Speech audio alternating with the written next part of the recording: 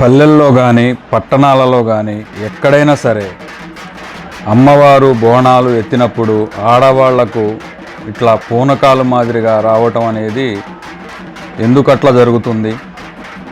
ఈ విధంగా బోనాల సందర్భంలోనే అమ్మవారు ఆడవారికి ఒంటి మీదకి వచ్చి భవిష్యవాణి చెప్పటం ఎందుకు జరుగుతుంది?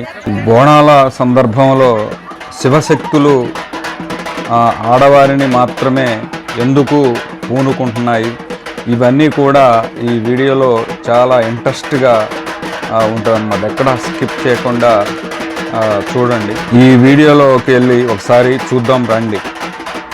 ఆధ్యాత్మిక సాంప్రదాయం అనేది ప్రతి గ్రామానికి కూడా ఉంటుందన్నమాట. అందులో భాగంగా గ్రామ దేవతలను ప్రతిష్ఠించేటటువంటి క్రమంలో పొలిమేర కట్టు అని చెప్పేసి పొలిమేర కడతారనమాట. పొలిమేర అంటే సరిహద్దు. ఈ గ్రామం నుంచి ఆ గ్రామానికి వెళ్ళేటటువంటి హద్దుని పొలిమేర గట్టు అంటారనమాట. పొలిమేర కట్టు కట్టడం వల్ల ఆ గ్రామంలో చేసేటటువంటి ఏ పని అయినా సరే ఆ సరిహద్దులో ఎటువంటి దోషాలు, ఎటువంటి ఆటంకాలు లేకుండా ఈ పొలిమేర కట్టు కట్టడం వల్ల దేవతామూర్తుల విగ్రహాలు ప్రతిష్ఠించేటటువంటి క్రమంలో ఎటువంటి దోషాలు రాకుండా చేస్తారు. అదేవిధంగా ఈ పొలిమేర కట్టు విధానం ఎలా ఉంటుందంటే కొర్రులు అలా పేర్చి పూజ చేసి ఇట్లా స్థాపిస్తారనమాట. అంటే సరిహద్దుగా స్థాపిస్తారనమాట. ఈ పొలిమేర కట్టులో గ్రామంలో ఉన్నటువంటి పెద్దలు, చిన్నలు, వేద పండితులు అవి అందరూ కూడా పాల్గొని అట్లా హారతి అది ఇచ్చి ఆ కొర్రులకి హద్దుని నిర్ణయిస్తారన్నమాట. ఒక ఊరు నుంచి మరొక ఊరికి వచ్చేదానికి హద్దును గీసేదానికి పొలిమేర కట్టు అని చెప్పి అంటారనమాట. అదేవిధంగా గ్రామ దేవతలని ప్రతిష్ఠించేటప్పుడు మనకి అగ్ని స్నానం చేస్తారన్నమాట. ఆ గ్రామ దేవతకి అగ్ని స్నానం చేపిస్తారు. అగ్ని స్నానం చేపించటం వల్ల శిల్పి చెక్కేటప్పుడు ఏమైనా శిల్ప దోషాలు ఉంటే ఆ దోషాలన్నీ కూడా అగ్ని స్నానం చేయటం వల్ల శుద్ధి కార్యక్రమం అనేది ఈ పండితులు నిర్వహిస్తారన్నమాట. ఈ విధంగా గ్రామం మొత్తం కూడా ప్రతి ఒక్కరూ కూడా పాల్గొని ఈ కార్యక్రమంలో చాలా చక్కగా సంతోషంగా ఈ కార్యక్రమాన్ని నిర్వహిస్తారన్నమాట. గ్రామంలో ఉన్నటువంటి ప్రతి మహిళ ఈ విధంగా బిందెలు తీసుకొని బిందెలకు వేపాకు అట్లా కట్టి పసుపు కొంచెం కుంకుమ ఆ నీళ్ళల్లో వేసి పువ్వులు గినుక వేసి ఈ విధంగా తీసుకొని అమ్మవారికి పోసేదానికి, అమ్మవారి మీద అట్లా పోసేదానికి ప్రతి మహిళ కూడా నీళ్ళు తీసుకొచ్చేసి ఆ అమ్మవారికి శుద్ధి ఆ కార్యక్రమంలో పాల్గొంటారన్నమాట.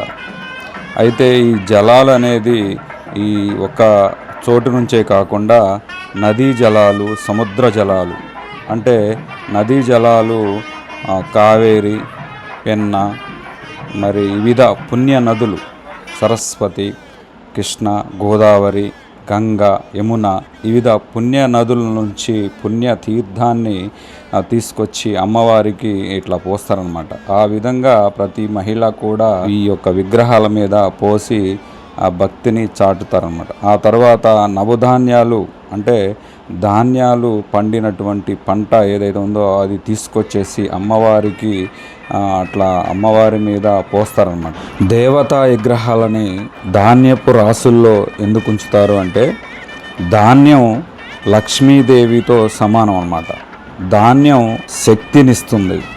ధాన్యపు రాసుల్లో దేవతా విగ్రహాలని ప్రబలింపజేయటం వల్ల ఆ ప్రాంతం అంతా కూడా సుభిక్షితంగా చక్కటి పంటలు పండి ఆహారానికి ఎటువంటి ఇబ్బందులు కలగకుండా చూస్తుందని, అదేవిధంగా రాతితో విగ్రహంగా మలిచినప్పుడు రాయి భూమి నుంచే వచ్చింది, అదేవిధంగా ధాన్యము కూడా భూమి నుంచే వస్తుంది. కాబట్టి ఈ రెండు నిక్షిప్తం చేసి ఒక చోటుంచి మంత్రోచ్చారణతో ఉంచటం వల్ల స్థిరంగా ఉండి భక్తులకు చక్కటి కోరికలను కోరుకునేటటువంటి వారికి అదేవిధంగా శిల్పి రాయిని చెక్కి శిల్పంగా మార్చేటప్పుడు శిల్ప దోషాలు ఉంటే పోతాయని, అలాగే రవాణా దోషాలుంటే పోతాయని, అదేవిధంగా నవగ్రహ దోషాలుంటే పోతాయని ధాన్యపు రాసుల్లో ఆ దేవతామూర్తుల విగ్రహాలని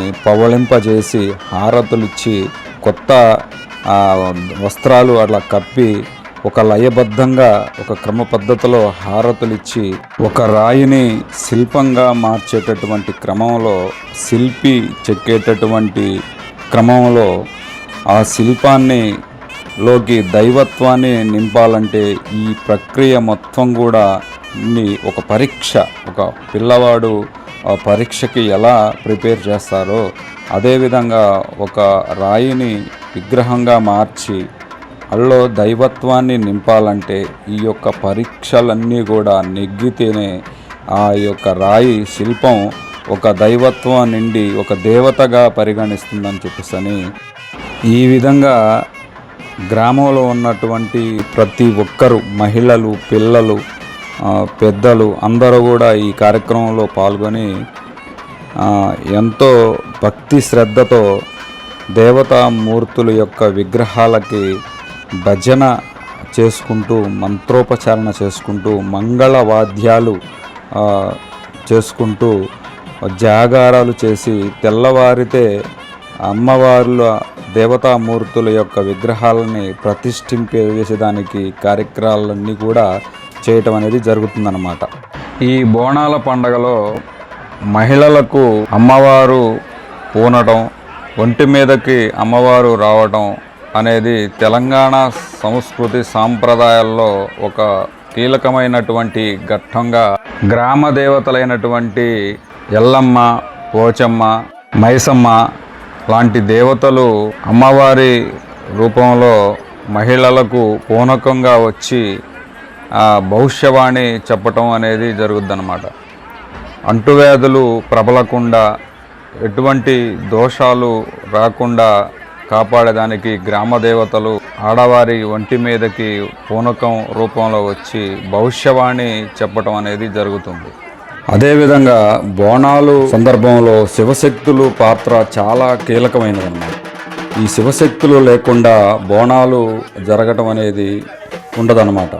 అయితే ఈ శివశక్తులు ఎక్కడుంటారు, ఏం చేస్తుంటారు అంటే వీళ్ళు అమ్మవారి సేవలో ఉండి తరిస్తూ ఉంటారన్నమాట.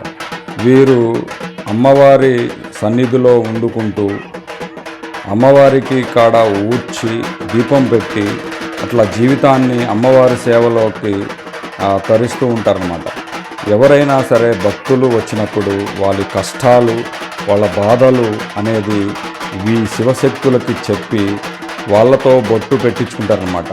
అదేవిధంగా వీళ్ళ యొక్క భక్తుల యొక్క బాధలని చెప్పటం, వాళ్ళ పరిష్కార మార్గాలు చెప్పటం ఈ శివశక్తులు ఒక దేవతామూర్తిగా పరిగణించి భక్తులు వాళ్ళని భావిస్తారు. బోనాల సందర్భంలో డప్పు వాద్యాలు, దరువులు, పోతురాజు విన్యాసాలు ఇవన్నీ కూడా ఒక గొప్ప వాతావరణాన్ని అక్కడ ప్రేరేపణ జరిగిద్ది అనమాట. ఈ దరువు సప్పుళ్ళు, సాంబ్రాణి, బోనాలు, జనం, ఈ భక్తులు చాలా ఉత్సాహంగా ఈ యొక్క కార్యక్రమంలో పాల్గొని ఈ యొక్క శివశక్తులు చేసేటటువంటి నృత్యం చాలా ఆసక్తిగా ఉంటుందన్నమాట.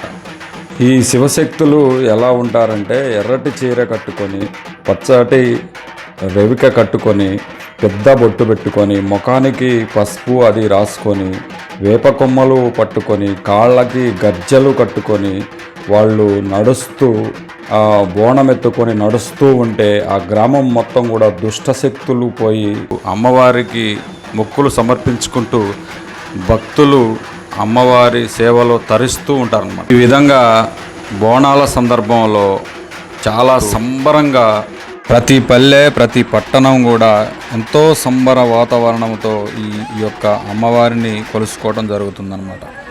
పోతురాజుకి వేప మండలు కట్టి, నిమ్మకాయలు పెట్టి, పసుపు కుంకుమ అట్లా వేసి, ధూపం బాగా పెట్టి, తలపాగా కట్టి, వేటపోతులు అమ్మవారికి మొక్కులు సమర్పించి చక్కటి పల్లె వాతావరణం, ప్రకృతి పరవశించే విధంగా ఉంటుందన్నమాట. అమ్మవారికి పట్టు చీరలు కట్టి మంచి సువాసన గల దండలు అట్లా అమ్మవారికి వేసి వేపమండలు అవి కట్టి నుదుటిన ఎర్రటి బొట్టు పెట్టి పసుపు రాసి చక్కగా సాంబ్రాణి పొగ అలా వేసి ఎంతో భక్తి శ్రద్ధలతో దేవతామూర్తులని పల్లె పట్టణ వాతావరణంలో కొలుసుకోవటం అనేది ఎంతో గొప్ప విషయం అన్నమాట. ఈ వీడియోని ఇక్కడి దాకా నాతో పాటు మీరు ఎంతో భక్తి శ్రద్ధతో చూసినందుకు ధన్యవాదాలు తెలుపుతూ దయచేసి లైక్ చేయండి, సబ్స్క్రైబ్ చేసుకోండి, షేర్ చేయండి. శ్రీ ముత్యాలమ్మ దైవే నమః. ముక్తాహరణ లసత్కంఠం ముక్తాభరణ భూషణతే. ముత్యాలమ్మ భజే నిత్యరోగ నివారిణి. మచూచి వ్యాధి హత్రం మహమ్మారి వినాశనం. జయమంగళం. జై శ్రీ ముత్యాలమ్మ తల్లి అమ్మవారికి జై.